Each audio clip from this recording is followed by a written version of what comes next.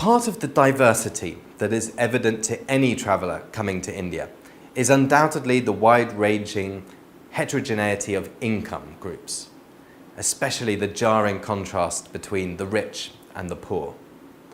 In week 1, we noted India's low per capita income, despite being the fastest growing economy in the world. And in week 4, we'll tease out some of the complexities surrounding the definitions of rich, poor, and middle class, which in India include and have to consider factors like wealth, income, and consumption in order to fully appreciate. But of course, there is also a social as well as a political dimension to the problem of inequality. This brings us to one of the most complicated, highly contentious, and perhaps least understood topics associated with India: caste. Like with many other topics in this course, we'll be directing you to a number of related resources for you to explore the origins and contemporary relevance of caste in Indian society. But here I'd like to draw your attention to a number of key points for your consideration as you explore further. Firstly, what we call caste, or think of as caste, and the practices associated with that concept are social. They're part of the fabric of South Asia, not just India, but even Bangladesh and Pakistan. Even Muslim communities, even Christian communities practice elements of this. So it's much deeper than just the Hindu religion, although of course it has, as we shall now see, connections with Hinduism and the evolution of social practices within Hinduism. To begin with, let's get an overall sense of the distribution of the caste groups, and then we'll proceed by explaining what the terms signify. Communities in India are categorized into 4 broad categories: forward castes, other backward castes, scheduled castes, and scheduled tribes. Now, as a foreigner, those might not be the 4 categories that you were expecting me to say. You might have been thinking I was going to say something about Brahmins, but these are the categories of caste in India today, although the older words are also associated and have a key role to play. According to the latest NSSO survey, approximately 31% of Indians are deemed to be forward castes, 41% other backward castes, 20% scheduled castes, and 9% scheduled tribes. Before getting into the debate over caste, let me clarify who some of these groups are. So there are 104 million people belonging to the scheduled tribes of India. These communities often live in relative geographic isolation, for example, heavily forested parts of central India or the hilly parts of the northeast. Scheduled tribes often have their own distinctive cultures, languages, and religions, and are often found to be economically underprivileged, with low levels of illiteracy and health by comparison to other communities. The word Adivasi, meaning original inhabitant, suggests that these tribes have lived in India for perhaps the longest, longer than any other of the Indian subcontinent's many ethnic groups. However, this is quite a political issue. They are some of the most vibrant communities in India, renowned for their handicrafts. They represent one of the longest unbroken chains throughout human history, with many of their livelihoods and beliefs almost certainly closest to those of our oldest ancestors. Many follow animist traditions, worshipping nature. A large population, or significant part of their population, are also Christians, as a result of the missionary activities that were carried out over the last century and a half. The term scheduled castes refers to Dalits, formerly known as untouchables or Harijans, children of God, to use Gandhi's phrase. They are mostly Hindu, although many Sikhs and most Buddhists in India also feature under this scheduled caste category. Dalits have often suffered tremendous discrimination and marginalization because of their traditionally held occupations, which were considered to be ritually impure by the higher social classes. For example, working with dead animals, in the case of butchers or leather workers, with corpses in cremation grounds, or in the removal of human waste. The hero of the Dalit community is the Columbia University educated Dalit lawyer and social reformer, Dr. B.R. Ambedkar. And we'll learn a little bit more about him next week. He authored works like The Annihilation of Caste, and perhaps most importantly served as the chairman of the Constitution Drafting Committee, making him the principal architect of India's constitution. The other backward castes, OBCs, make up 40% of India's population. So that's the largest of all of these caste groups. Typically, these people are labourers and farmhands, but any number of occupations, 40% of the whole population. There are a number of debates centred on the issue of caste in India, one of them being the conflation of two distinct categories, jati and varna, into the concept of caste. Caste is another word that foreigners actually gave to India.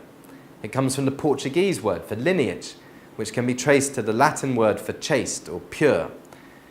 It was first used by Europeans to describe the Indian practice of endogamy, which means basically marrying within a group.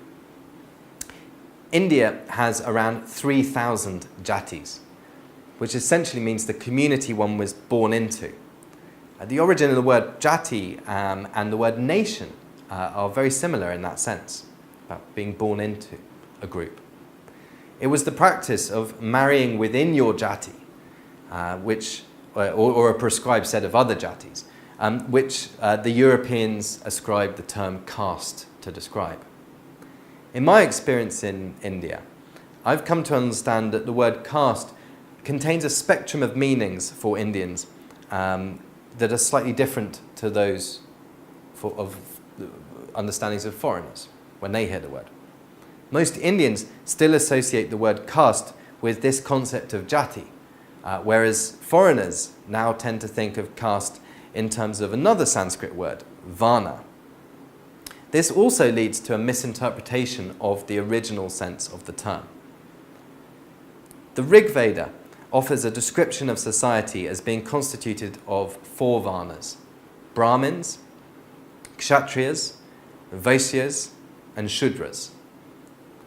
Not too dissimilar to the classes described in Plato's Republic or the Estates of the Realm in medieval Europe.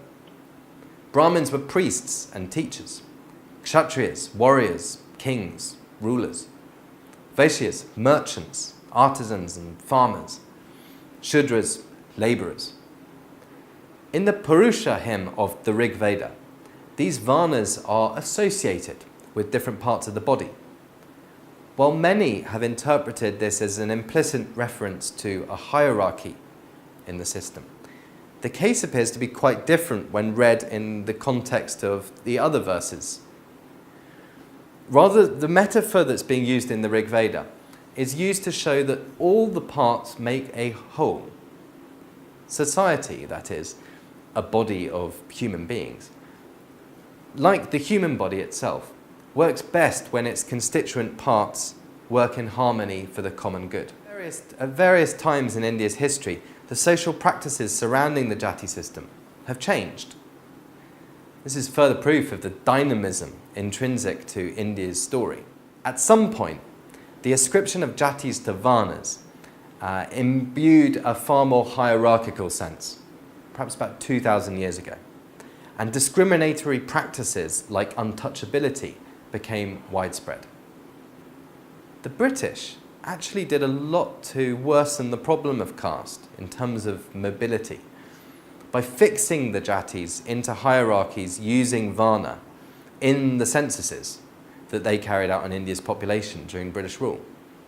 We shared links to more information about this in the further resources section.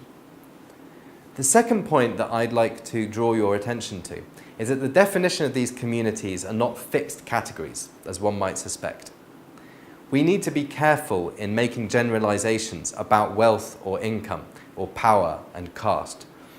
Whilst the so-called forward or upper castes, the Brahmins, Kshatriyas and Vaishya varnas, are wealthier on average than the so-called other backward castes, scheduled castes and scheduled tribes. There are certainly poor Brahmins and rich Dalits. This is indicative of the fact that, as we will see in greater depth in week 4, the variegated social landscape of India is not only characterized by historically determined categories, such as caste, but also contingent upon socio-economic factors such as class and personal income. Many of India's most powerful politicians come from India's most disadvantaged communities. The previous Chief Minister of the state of Uttar Pradesh, Mayawati, was herself a Dalit. There's also been a Dalit President of India, K.R. Narayan. And the current Prime Minister, Narendra Modi, is the first Prime Minister to come from an other backward caste, OBC, background. To add to this, India's regional diversity makes situations even more complex, which makes the interpretations of caste a complicated exercise. Caste attitudes can vary from state to state and city to village, depending on a variety of cultural, historical, and political reasons. The fantastic blog datastories.in has highlighted some of this diversity, depicting the distribution of social groups across consumption levels in each state, pertaining to rural and urban areas. I'd encourage you to take a look at this chart and see how the patterns of inequality vary across states and rural and urban areas. To take just one example from this chart, compare the rural tribal population of neighbouring states Madhya Pradesh and Chhattisgarh. The graph is quite flat in Chhattisgarh, but sharply unequal in Madhya Pradesh. It demonstrates how challenging it is to talk about caste and inequality in India without resorting to making unfortunate generalizations. Lastly, I'd like to introduce to you the role of politics in shaping the discourse and outcomes regarding social groups and inequality in India. Since independence, the Indian government has introduced a number of measures to promote social harmony and equal opportunity among castes, with the Indian constitution outlawing discrimination against lower castes and making provisions for positive measures to improve access to education and livelihoods to members of lower-ranking jatis. Today, government quotas reserved for members of disadvantaged castes in higher education institutions and government professions, simply known as reservations, are creating a new set of issues as more and more jatis demand to be classified as a scheduled caste, scheduled tribe, or even other backward caste. So you have many social groups agitating that their group is a lower status and therefore deserves a quota.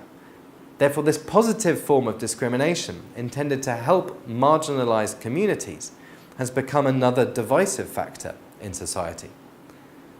The Patel agitation in Gujarat is one of the most recent cases of this important trend in Indian politics. The Patel or Patiya jati has many well-off members in society, both in India and in the US. 40% of the motel industry in America is owned by Patels. But not all members of this group are well-off. And those who feel that they have been left behind have rallied behind a young leader, Hardik Patel, who's currently in prison for his political activities. He has demanded that the Patel jati be eligible for reservations in government jobs and educational institutions as an other backward caste, or alternatively, that the entire system of reservations should be scrapped. Caste certainly plays an important role in Indian society and politics today, as it has historically. But defining that role across time, space, and context is challenging. Learning more about Indian history and society is the best way to better equip yourself to understanding this aspect of India's diversity. I encourage you to read some of the further resources that we've shared on this important topic below.